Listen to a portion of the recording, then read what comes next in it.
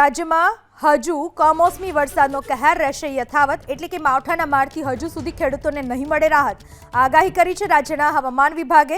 હવામાન વિભાગના મતે હજુ 7 દિવસ રાજ્યમાં વરસાદી માહોલ યથાવત રહેશે.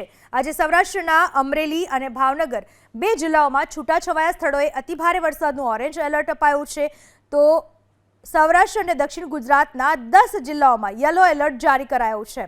યલો એલર્ટ એટલે કે છૂટાછવાયા સ્થળે ભારે વરસાદ વરસશે. યલો એલર્ટવાળા જિલ્લાઓની વાત કરવામાં આવે, જૂનાગઢ, ગીર સોમનાથ, બોટાદ અને કેન્દ્ર શાસિત પ્રદેશ દીવનો તેમાં સમાવેશ થાય છે. દક્ષિણ ગુજરાતના ભરૂચ, સુરત, તાપી, નવસારી, ડાંગ, વલસાડ જિલ્લામાં પણ છૂટાછવાયા સ્થળોએ ભારે વરસાદ વરસી શકે છે.